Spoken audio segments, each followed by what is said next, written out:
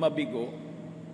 Yung bang pag-aakalang bawat hindi nagaganap sa buhay mo ay ipinagkakait ng Diyos? Bakit ayaw ako ng Diyos magtagumpay? Ba't ayaw niya akong pumasa sa board? Pag inakala natin na lahat ng nangyayari ay ginagawa ng Diyos at hindi nangyayari, ipinagkakait niya, nagiging tuloy God ang dapat sisihin. Yan ang attitude ng maraming tao. Walang katwiran ang paniniwalang ito. Labag ito sa matuwid na karunungan. Dahil hindi bawat sandali ay nagpapasya ang Diyos kung ano ang mangyayari at hindi mangyayari sa mundo. Pagka nadulas ka sa gilid ng isang mataas na building at nandun ka sa labas, hindi na kailangan magpasya ang Diyos na ihulog ka. Mahuhulog ka. Pag lumulon ka ng blade, hindi na kailangan magpasya ang Diyos na mahihiwa ang lalamunan mo. Mahihiwa yon. Pag naglakad ka sa isang napakadilim na kalye, this oras ng gabi kababae mong tao, hindi kailangan magpasya ang Diyos na mapariwara ka. Pwedeng mangyari yun. Kusa at mag-isang umiinog ang mundo. Hindi na kailangan magpasya ang Diyos every minute kung uulan o araw. May batas na ang kalikasan. Hindi na kailangan magpasya ang Diyos sa pagka nakakain ka ng marumi, masisira ang tiyan mo. So lahat ng nasisira ang tiyan ngayon, let's say, 10 million people around the world, isa-isang pinagpasyahan ng Diyos na masisira ang tiyan ng 10 milyong tao na yon. Pinamamahalaan ng sangnilikha ang sarili niyang buhay. Umaandar ang mundo, ang mga planeta, sa mga nakatakda ng mga batas. Hindi na kailangang utusan ng Diyos na sumikat ang araw at lumubog tuwing gabi o umikot ang mundo o lumabas ang buwan. Minsan lang niyang inutos yun, umaandar na yun ang automatic. Ayaw mong ma-sunburn, maglakad ka sa gabi. Huwag sa araw. Ayaw mong mabasa, huwag kang pumunta sa ulanan nang wala kang payong. Ayaw mong umulan sa kasalan mo, huwag kang magplano ng tagulan. Tapos dasal ka ng dasal sa Diyos na huwag umulan. Matagal na niyang inutos sa paghunyo, maraming ulan. Huwag ka dun magtapat ng kasal. O ang gawin mong trahe de boda, kapote. Nagsasariling umiiral ang mga batas kalikasan at batas espiritual. Ang kailangan, malaman mo kung paano yun umiiral. Ang tinikling, ang singkil, para hindi ka maipit ng kawayan, alam mo ang bilang. Sa tinikling, open, open, close. Open, open, close. Pag mali ang hakbang mo, maiipit ka. Kaya sinasayaw natin yan bilang redemptive dance. Ang itinuturo, sumunod ka sa nakatakdang batas na hindi ka maipit. Ganon din ang buhay. Mali ang timing ng pasok mo, mamamaga talaga ang mga bukong-bukong mo kaiipit. Pero yung tama ang pasok, hindi siya maiipit. Minsan lang sa panahon ng paglikha ng ipinwesto at pairalin panghabang panahon ang mga batas na ito ng buhay. Hindi na yan iniiba-iba pa. Kasama dyan ang paraan kung paano ang isang sinuko ba iinog. Mapapanatili, magtutuwid, magkukumpuni at magpapagaling sa sarili. So matagal lang inutos na pagka inubos mo ang mga ahas, dadami ang palaka. So may balance dapat ang nature. Iniutos na sa kalikasan na pag inubos ang puno, walang ugat na hahawak sa mga lupa, guguho ito pag umulan. So, nakatira ka sa gilid ng bundok na kalbo, huwag kang magdasal na huwag kang matabunan ng landslide. Either mag-reforest ka o huwag ka dun tumira. Dasal ka ng dasal, pastor ka pa naman, tapos natabunan ka, tapos mo, Diyos ko, bakit po yung pastor natabunan? Nakatakda na, naguguho yung lupa pag nalusaw sa ulan. Bilang isang pastor o Kristiyano, ang number one mong duty, sundin ang batas ng kalikasan at huwag kang humingi ng exemption. Kaya iba nadi-dissolution. Bakit po yung tiyo kong pastor magbimisyon, lumubog sa dagat? Tag-ulan, malakas ang alon, nung tumawid siya, malakas talaga ang chances na lumubog siya kahit pa siya ang pinakabanal na tao sa balat ng lupa. There are laws of physics, mathematics, chemistry, laws of energy, gravity, ecology, biology, astronomy, etc., etc., nakapwesto ang mga pamamaraan. Jeremias 33:25. Ngunit sinabi ko naman, itinakda ko ang araw at gabi at tiyak na kaayusan sa langit at lupa. Nakatakda. Nakita nyo yung Apollo 11 nakapag-landing sa buwan? Ang Earth umiikot, ang buwan umiikot, parehong gumagalaw sila. Umalis sa Earth yung sasakyan, naglanding sa buwan, tamang-tama, kasi may batas na kung ano ang speed ng lakad ng Earth, ang lakad ng Moon, at meron ding batas yung speed ng sasakyan nila, kailangan tama ang count para ka makaswak at makarating. Because creation is automatic. Hindi ka nag-aral, may board exam, dasal ka ng dasal na pumasa ka. Ang tawag doon, pag nangyari, himala. At alam nyo kung anong himala? When you think you're so special that you ask God to break His rules and to break natural law to exempt you from the natural consequence of your deeds. Hindi ka matutulong magdamag, tapasok ka sa trabaho, Diyos ko, palakasin mo po ang aking isip, huwag po akong antukin. Humihingi ka ng himala. Ang himala, pamisa-misa lang hinihingi dapat. Because you ask God to suspend the laws of nature just for you.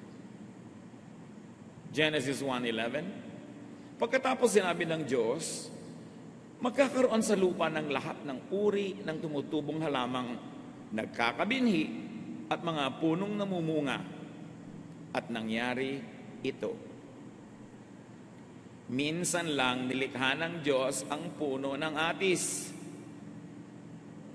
Pero inutusan niya ang atis na mamunga na maraming buto, at yung buto malalaglag sa lupa, na sa dami naman ng buto na yon, meron dapat mabuhay dahil merong hindi. At hindi na nilikha ang atis uli kahit kailan. Problema na ng atis na panatilihing buhay ang lahi niya. Ganon din sa lahat ng halaman. Ganon din sa lahat ng hayop. Kaya nga, iniiwasan nating merong ma-extinct. Na sobra nating inubos, inabuso yung hayop na yun, naubos na sila. And then you will ask God to create again. Ang lahat ng nilikha ng Diyos, merong self-reproduction, self-perpetuation. That's why you have pollens, birds and bees, sexual and asexual reproduction. At kaya din ang tao, sobrang sidhi ng sexual desire. At hindi yun masama, basta nasa tamang ekspresyon. Kasi ayaw din naman ng Diyos na mag-ubos ang tao. Ang hirap yatang mag-sex, kaya kailangan masarap. Kasi kung wala yung pleasure, edi sino magpapagod? Edi naubos ang tao. Kaya batang-bata pa lang, grabe na, nabubuhay na yung mga sexual desire, tapos i-demonize mo. Utos yun ng Diyos. Nakatakda. Kasi every species will have to reproduce itself. Nakikita yung mga dahon ng nara, may pakpak para lumipad, para malayo ang marating, kumalat ang lahi nila dahil hindi naman naglalakad ang puno para lumipat. Yung mga hindi matataas ang sanga para liparin ang hangin ng mga buto nila at makarating ng malayo, nasa lupa lang, mga amorseko, kumakapit sa mga paa natin, sa paa ng pusa, paa ng aso, para mailaglag sila sa isang malayong lugar. Lahat gumagawa ng paraan. Ang buko, ang taas-taas, edi pag nalaglag, mababasag, kaya ang kapal ng bunot. At dahil ang mga buko ay katabi ng dagat, kaya yung bunot, maraming air spaces para lumutang sa tubig. Maglalakbay ngayon, dala-dala ng alon, edi mauuhaw yung buko. Kaya may baon tubig. Tapos ikaw naman, binubuksan mo, iniinom mo yung tubig niya. Kaya ang mga puno, ang mga mansanas, may makakapal na mga laman, para paglaglag ng buto, kung wala mang makapit ang lupa agad, yung laman na yun mabubulok agad, yun na ang lupa niya, yun na ang kakainin niya. Kanya-kanyang paraan. Yung mga buto na hindi makarating sa malayo, tinutukan ng ibon, kakainin ng ibon yung laman, hindi naman niya kayang tunawin yung buong shell nung balat na yon. Pag ipot niya, malalaglag na yung buto sa malayo at may kasama pang fertilizer agad. Para-paraan yan. Ngayon, kung hindi ka gagawa ng paraan, ang hinahina ng loob mo, lalampalampa ka, malilipol ka, sorry. Huwag kang magdasal na buhayin ka ng Diyos. Dapat buhayin mo sa sarili mo. Inilagay na ng Diyos yung kakayahan para ka mabuhay. Tingnan nyo yung mga walang hanap buhay, paano nabubuhay? Nagiging linta. Sinisip-sip ang dugo ng ate, dugo ng kuya, dugo ng asawang may trabaho. Pero hindi naman yata magandang maging linta kung tao ka. Kanya-kanya. Mangangaral, isapito. Lahat ng tubig ay umuwi sa dagat, ngunit hindi ito napupuno. Ang tubig ay bumabalik sa batis na pinagmulan upang muling umagos patungong karagatan. Since creation, since Adam and Eve, not one drop of water has entered the planet, or not one drop is left. It just keeps recycling. Ang ininom niyong tubig kaninang umaga, maaaring ihi ni Cleopatra. Pero na-recycle. Ang ipinampaligo niyo, maaaring sabaw ng buko nung araw. Paikot-ikot lang naman ang tubig. Ang kamangha-mangha kay Solomon, alam niya ang water cycle. Alam niyang yung tubig na pumupunta sa dagat, nag-evaporate, umuulan, bumabalik doon sa mga bundok, nagiging batis muli, babalik na naman sa dagat, pabalik-balik lang. There is natural balance. Kailangan ang mga nilalang ay makibagay. Makiayon, hindi lumaban sa kalikasan. May water cycle, so ang buhay mo may cycles din.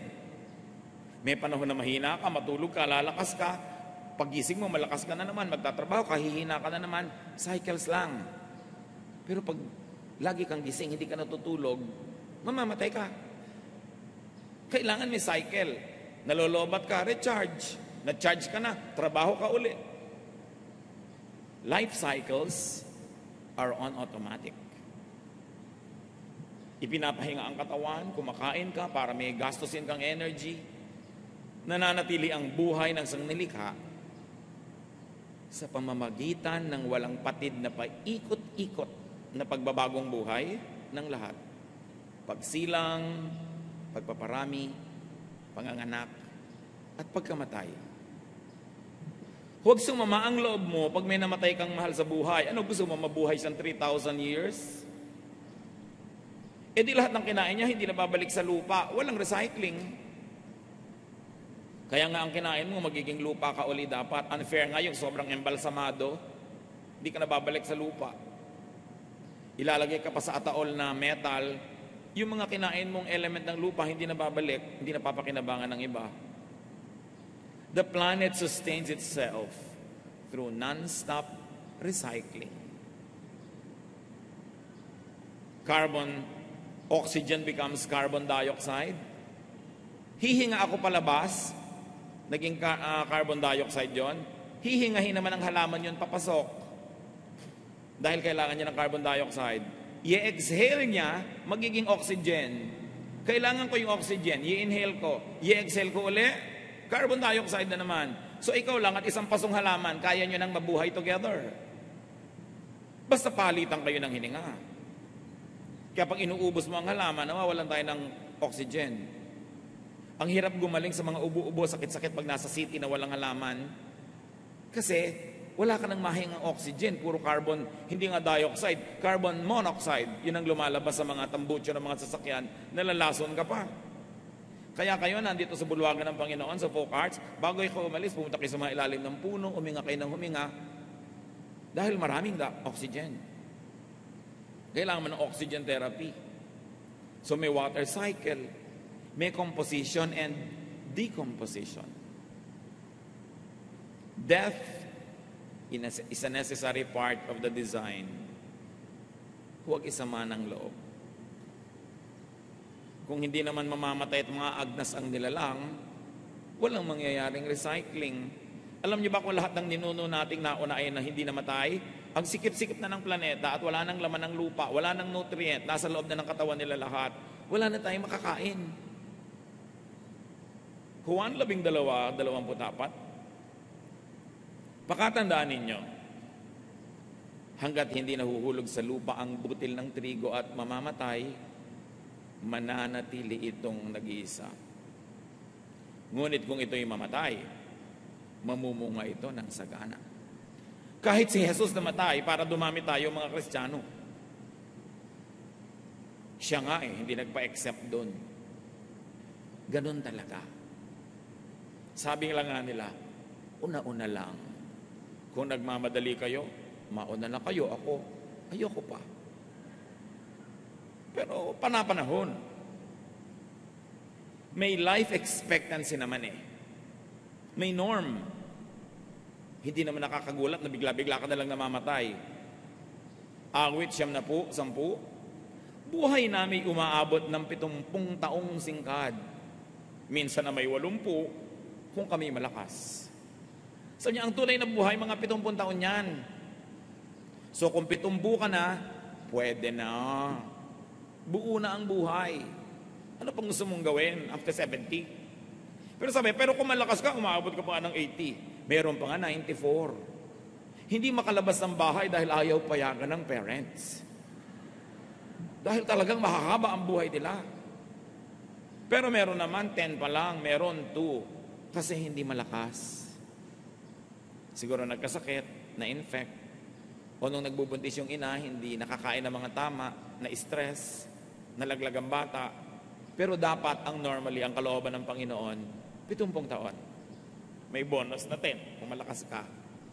Pero again, all the laws of nature, all the laws of cycling and recycling will apply in your life. Kaya sometimes 15 pa lang namamatay. Paano? Humina pala ng humina yung genetic pool nila dahil sa health and dietary habits ng mga ninuno. Paano? Napaka-dangerous pala ng trabaho niya, kaya 21 pa lang namatay dahil nasagasaan ng trend. So, iba-iba. Pero meron kang dapat asahan at may kaayusan na kung makikisali ka doon, pati ang mga mahal mo sa buhay at mga sangkot sa buhay mo ay makikisali doon, hahaba ang buhay mo. Ito naman ay kung susunod ka sa alituntunin ng buhay. Para ka mabuhay normally, sundin ang batas.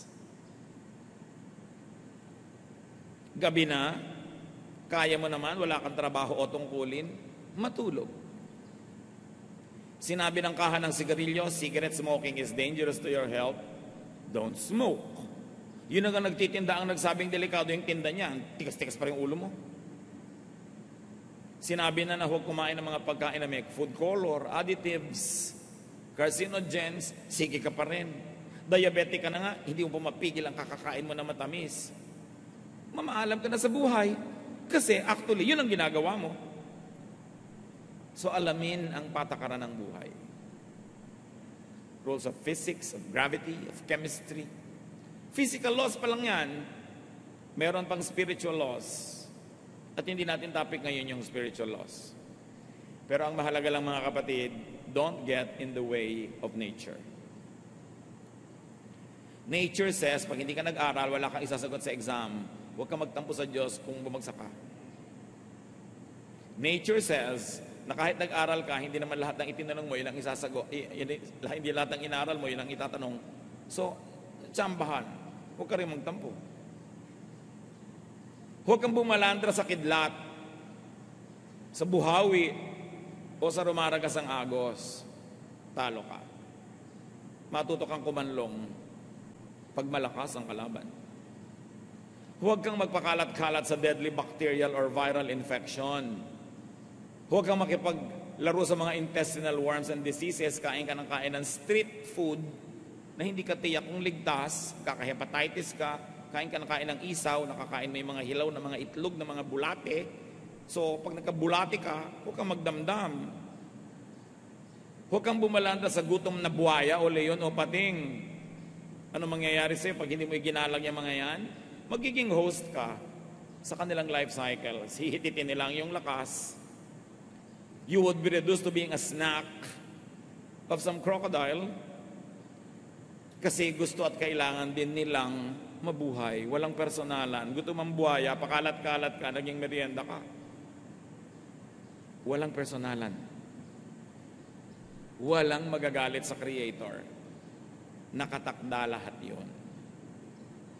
Ang sawa, alam nyo ba na ang ngipin ng sawa, ang direksyon ng ngipin ng sawa, papasok. Papasok sa lalamunan niya, hindi palabas. Kasi habang nilululun ka niya, at pumilit mong lumabas, doon ka lang matutusok. So para huwag kang masaktan lumabas, susuot ka na lang, susuot sa loob, hanggang ma-digest ka na niya. Pati ang ngipin niya, nakapwesto para siya manalo. So huwag kang kumalat doon. Nag-aalaga ka ng sawa sa bahay, katulad nga papanood mo kumisan sa TV. Tapos magtataka ka kamisan yung anak mo na wala. Tapos pagdating mo yung sawa nagtututpick. Tapos magagalit ka sa Diyos, wala ka sa lugar. Ano mang nagaganap ayon sa batas ng kalikasan ay maituturing din kalooban ng Diyos. Kahit hindi nakabuti sa iyo. Kasi nakabuti naman sila yun. Nagka-dengue ka, nakabuti sa lamok. Dahil yun ang gusto niya, ilagay sa iyo yung dengue niya.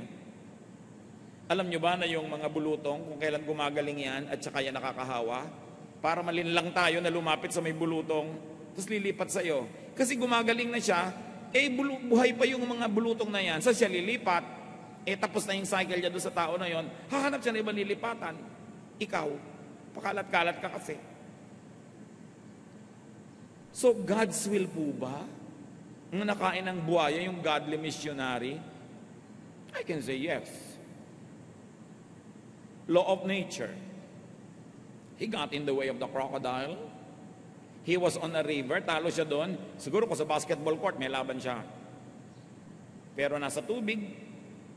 And then there was nobody who was stronger than the crocodile to rescue him at that moment. Time and chance, nakain siya. God's will po ba na nakain ng buhaya kahit godly siya?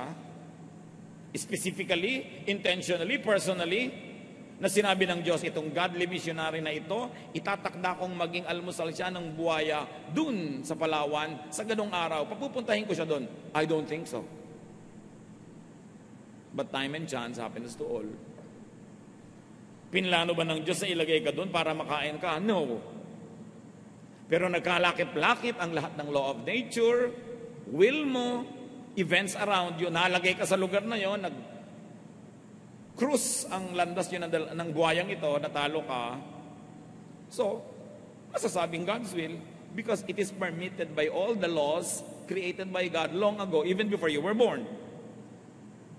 When someone drowns, God's will po ba?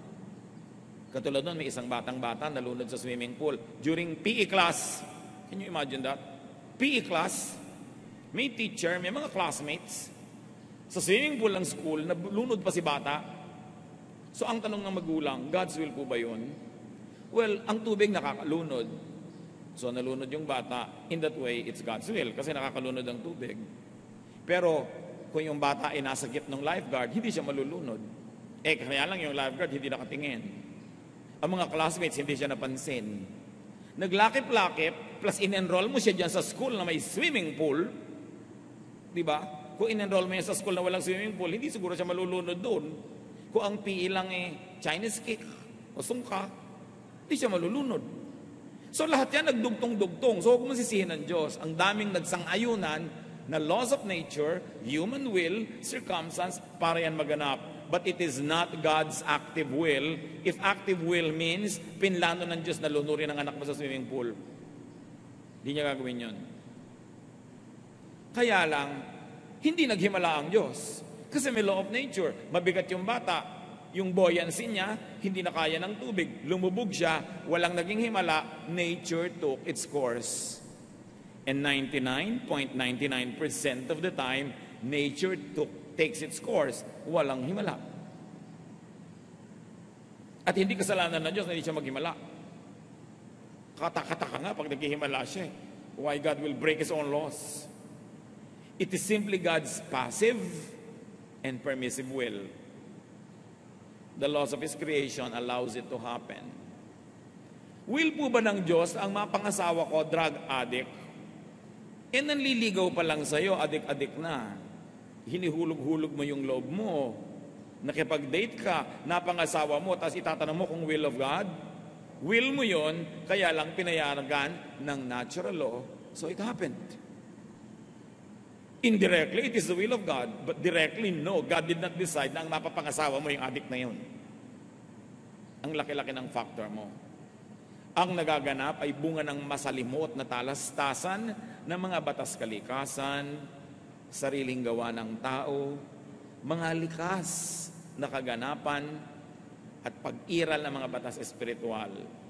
Nagsasama-sama yon para ang isang bagay ay maganap. Mangangaral 8:8, kung paanong di ba pipigil ng tao ang hangin, gayon din hindi niya mapipigil ang pagdating ng kamatayan. May mga hindi napipigil, pero merong napipigil at may nade-delay. Pero kamatayan, usually nade-delay mo yan. Kung naaalagaan mo yung sarili, nakakabili ka ng gamot, naiiwas ka sa mga further complications, may laban ka ng konti. Pero kahit nga mga pharaoh sa Egypt, mga emperor sa Roma, mga presidente ng mga bansa, namamatay eh. Hindi talaga siya naiiwasan, so tanggapin. Huwag magtampo. Bakit po kaya lagi na lang kong bigo sa pag-ibig? Bakit ako ginaganito ng Diyos? Pero pag sinuri niya ang kanyang sarili, lagi naman pala siyang naa-attract sa butangero. Lagi palang naa-attract siya sa may mga bigote, na mga ganito at ganon. Bakit po kaya ako laging nalulugi sa negosyo? Yung pala pautang siya ng pautang, nang hindi naman niya binibigyan ng credit investigation o background yung papautangin niya. Bakit po kaya ako inaapi ng mga kamag-anak ko, lagi na lang akong hinihingan? Palabigay ka kasi, di ka tumatanggi. Merong kadyang role. God's will allows drowning to happen, but God will not cause you to drown. Factoring free will, cause and effect, gravity and other laws of physics, it is possible for you to drown, but it is also possible for you not to drown. God's will also allows drowning to be prevented. Like, nahulog ka sa tubig, marunong ka naman palang lumangoy, o di na-prevent. Humans make decisions. But the law of ignorance and mistakes, also part of creation, could take effect and lead to disaster. In fact, your disaster could be the bacteria's opportunity. Your death could be the lion's meal. Depende lang kung sinong tumitingin. Mangangaral 6:12. Sino ang nakaalam kung ano ang mabuti sa taong nabubuhay sa maikling panahon at pagkatapos ay mawawalang tulad ng anino? Oo nga naman. Maraming unknown. Kaya ang tao dapat hanggat maaari, damihan niya yung alam para maiwasan niya ang mas maraming pagkakamali. Tapos meron pang law of chance. Chamba-chamba. Mga Kristiyano, takot na takot sa word. Chamba, swerte, luck, ayaw pa ng potluck, gusto, pot bless. Mangangaral, 11 hanggang 12. Ito pa ang isang bagay na napansin ko sa mundong ito. Ang mabilis ay di siyang laging nananalo sa takbuhan. Ni ang malakas ay laging nagwawagi sa digmaan. Ang matatalino ay di laging nakakasumpong ng kanyang mga kailangan. At di lahat ng marunong ay yumayaman. Napapansin ko rin na di lahat ng may kakayanan ay nagtatagumpay. Lahat ay dinarat na ng malas. Hindi alam ng tao kung kailan ang kanyang takdang oras. Siya'y tulad ng isang nasusukloban ng lambat. Siya'y tulad ng isang isdang nasusukloban ng lambat at ibong nahuhuli sa bitag. Ang tao ay parang nahuhulog sa patibong sa biglang pagdating ng masamang pagkakataon. So niya, hindi lahat may reason, hindi lahat logical. Sabi niya, sa hinabahaba ng buhay ko at sa tinatalino kong ito, sabi ni Solomon, napansin ko na yan. Hindi lahat ng mabilis tumakbo mananalo sa karera. Hindi lahat ng marunong magkakapera. Hindi lahat ng first honor ng buong elementary niya magtatagumpay sa karir. So niya, alam nyo, tsamba-tsamba rin eh. Malas-malas, swerte-swerte. Huwag na kayo makipagtalo sa malas at swerte. Nasa Ecclesiastes talaga. Pero konti lang yon. Yung iba, kaya nalulugi sa negosyo kasi hindi niya binabantayan. Mamumuhunan, magtatayo ng negosyo, tapos laging wala, iiwan sa mga katulong. May dahilan kaya nalulugi.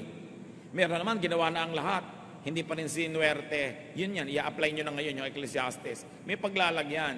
Sabi, kanya talaga eh. Kakatsampa-tsampa, nagkakatyap-tyap. Pero wala namang taong buong buhay niya, malas siya.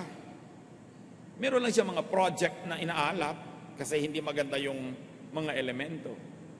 Solomon, the wisest man that lived, observed that time and chance happens to all. Each of us, sabi niya, gets his share of some bad luck. Pag-aralang matanggap ito, huwag na magreklamo. Nakatakda ang batas ng buhay. Kahit makipagtunggali ka sa kidlat, di ka mananalo. Lalo naman kung nakikipagtalo ka pa sa Diyos, makisakay ka na lang, makiayon, at makinabang kung alam mong laruin ang mga batas ng buhay. Alam mo magbilang, magtinikling ka, di ka maiipit. Mangangaral 8:14. Narito pa ang isang bagay sa ibabaw ng lupa na walang kabuluhan o parang walang logic. Ang kaparusahan para sana sa masama ay sa mabuti nangyayari. At ang dapat namang mangyari sa mabuti ay sa masama nangyayari. Sa palagay ko, ito man ay walang kabuluhan. Sabi niya, walang sense, walang logic. But it is only a humble observation of a human being who lives only 70 or 80 years, who doesn't have the wisdom of the ages that God has. So sa hindi mo maunawa, hindi mo mabigyan ng katwiran o logic, magtiwala ka na lang sa Diyos na kahit di mo nauunawa, kahit di ka sangayon, tama siya. Pwede kang hindi sumangayon, pwede makipagtalo, kaya lang mananalo ka ba? So wag na lang. Madalas kuminsan sa tingin natin parang mali ang mga nagaganap. Pero anong mapapala mo magreklamo? Magiging bitter ka lang. Makakainisan ka lang ng mga tao na sawang-sawa na sa kareklamo mo. Lalayuan ka lang lalo ng tinatawag na swerte. Yung kaya mong baguhin, baguhin mo. Yung hindi mo kayang baguhin, pakibagayan mo. Ganun lang yun. Hindi lahat ng nangyayari ay dahil lang gusto yun ng Diyos para sa atin. Meron din tayong pansariling kalooban at pasya na madalas labag sa gusto ng Diyos. Kawikaan 16:1. Ang mga balak ng isipan ay sa tao nagmumula. Ngunit mula kay Yahweh ang sagot ng dila.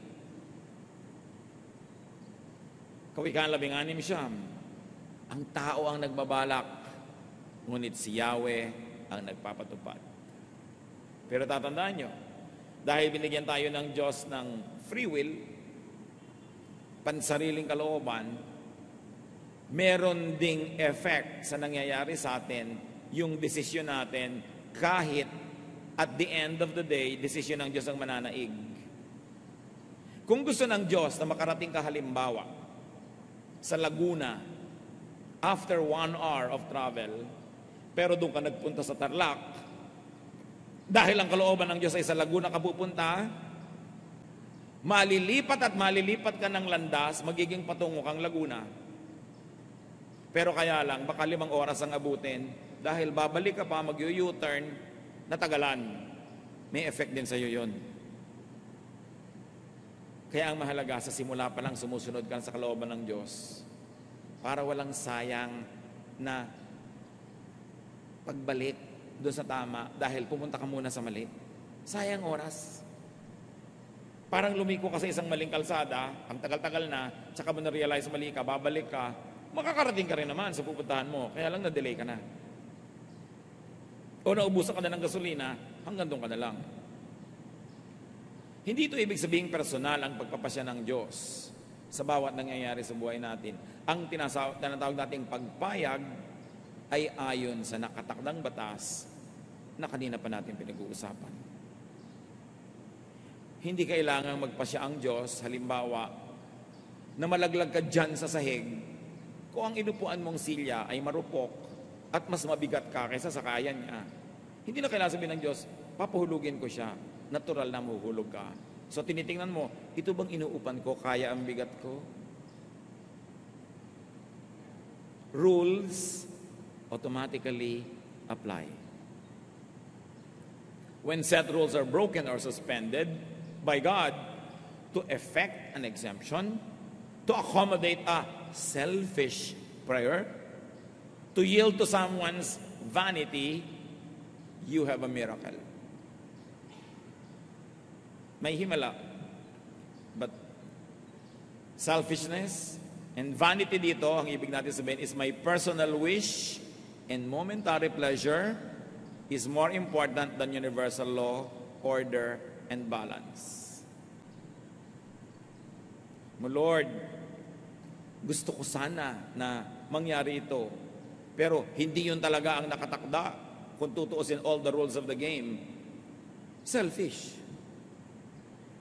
You ask God to suspend the laws of nature to accommodate your vanity. May kani-kanya rin kalooban ng ating kapwa-tao. Madalas, nagtutunggali ang mga kalooban nila at kalooban natin. Para tayo mga bola sa billiard table, nagbabangga-banggaan, balak mong pumunta doon sa lugar na yun, pero binangga ka ng ibang bola na ibang direction mo, kasama yun. Ang tinutuloy mo sa buhay, pero ang napangasawa mo, hindi. Lahila ka rin niya pababa. Ang ganda-ganda ng balak mo sa buhay, pero ang magulang mo, nagpabaya, hindi ka sinuportahan, na iba, kasi nagkaka-apektuhan tayong lahat. Part pa rin yun ng natural law. Apektado tayo ng pagsunod natin sa kalooban ng Diyos, sa kalooban natin, at apektado din tayo sa nabumiiral na kalooban ng kapwa natin na may kapangyarihan para may mapekto. Pero hindi natin natatayo ng Diyos. Hindi natin Galasya natin, huwag ninyo ang maraming katatayan niyo, Diyos. Kung ang anong ginamit ng tao, hindi naman so gusto kong kumani ng pagbuti na sa sumaling sa chismisan,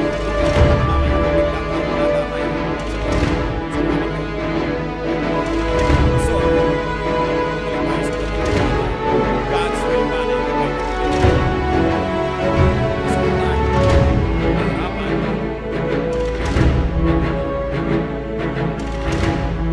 Jeremiah 29:11.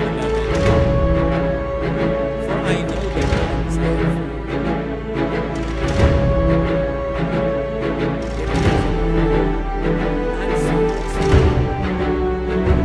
I have for you. Plans to give you hope and a future. Yun ang God's perfect will. Pero nangyayari yun kung yung will niya lagi ang nasusunod every detail of the way. His will expressed in His Word, His will expressed in moral law, and His will expressed by natural law, plus your will yielding to that will, and the will of people who affect you yielding to that will, mangyayari yun. Madalas yun nabibigo dahil somewhere along the way, somebody does not obey God. God's will is everything permissible to happen within the life systems God designed, including inputs from nature, other living beings, design of each creature, including capacities, gifts, tendencies, natural desires, and reactions due to genetic dictation. Verbatim ko yan inilagay sa notes nyo dahil yan ang isinagot ko doon sa Facebook sa tanong. Further, God's will is whatever could be achieved employing human personal will, which God created and allowed to make choices. Reviewin nyo na lang mamaya kung nosebleed. Diba? God's will is anything that could result from the interactions of all these elements of life. The possibilities of God's will are nearly infinite as God Himself. While it is possible for the divine to make specific calls to some specific creatures for some specific purpose at specific time frames, that kind of imposed God's will is not typical and definitely not the rule for all. Except for the above, there could be not one specific destiny for anyone. Like one specific pre-chosen life partner that you have to meet serendipitously, that one suffering or happiness is God's specific will for a person. That would make us just glorified robots. We act and react to and with the rest of creation. So malawak, maraming posible. Everything in creation also acts, reacts, and interacts with everything else. Any and every fruit of such life exchanges, their combinations, sums, derivatives, compounds, mixing, remixing, etc., are all God's will. So, God's will po kaya sa akin ni Lord, itong nakakurbata kong office mate, possible, pero hindi ka naman ipinanganak para siya lang ang maging partner mo. Hindi ka ipinanganak para hanapin yung specific choice of God for you sa 7 bilyong tao sa planeta. God's general will for you is that you will be happy, productive, peaceful. So, sino ang God's will na partner mo? Not one specific name or face, but the person who will allow you and help you accomplish God's will in your life. So, walang naka-assign. Yung pag God's will po ba sa akin na mag-engineering? Alam nga namang nung nalilikha ka pa lang sa sinapupunan ng nanay mo, inassign ka na ng Diyos na maging engineer. Pero binigyan ka niya ng mga gifts na, let's say, ang galing mo sa math, so pwede kang engineer. Pero pwede ka rin negosyante, pwede kang ganito, pwede kang ganon. Walang specific assignments. Dahil magiging robot lang tayong lahat. At ang kitid-kitid ng lalakaran mo, ang sikip-sikip ng mundo mo, dahil may specific will for you. There is a general will. How you make it specific depends on your performance. So another source of frustration, mislabeling. Maling pagtawag sa lahat ng kabiguan bilang pagsubok ng Diyos. Bihira lang ang sinusubukan ng Diyos tulad ni Job. Hindi lahat sinusubok. Santiago 1:13-14. Huwag sabihin ng inuman na tinutokso siya ng Diyos kapag siya'y dumaranas ng pagsubok. Sapagkat ang Diyos ay hindi maaaring matukso at hindi rin naman niya tinutokso ang kahit sino. Natutokso ang tao kapag siya'y naaakit at nagpapatangay sa kanyang sariling nasa. So, merong self-will. Kadalasan ang kabiguan, hirap, sakit ay bunga lang ng paglalakip-lakip ng mga batas ng kalikasan, kalooban, palad, tsamba, tiyan, sabi ni Solomon, lahat yon nasa palayok. Hindi mo alam pagsandok mo kung alin ang sasama. So how to cope with life? How to harmonize and get the most out of God's will? Do your best. You want to minimize the possibility of a failure? Do your best. Pray and hope for the best results. Accept the result. Keep trying if not satisfied. Or learn to be contented and happy. These are the choices. Unang Timoteo 6:6-7. Kung sa bagay, malaki nga ang napapakinabang sa relihiyon kung ang tao ay marunong masyahan. Wala tayong dalang anuman sa sanlibutan at wala rin tayong madadalang anuman pag alis dito. So sino man ay walang karapatang sumama ang loob sa Diyos dahil wala ka namang dala. Lahat ng ating tinatangkilik, bigay lang.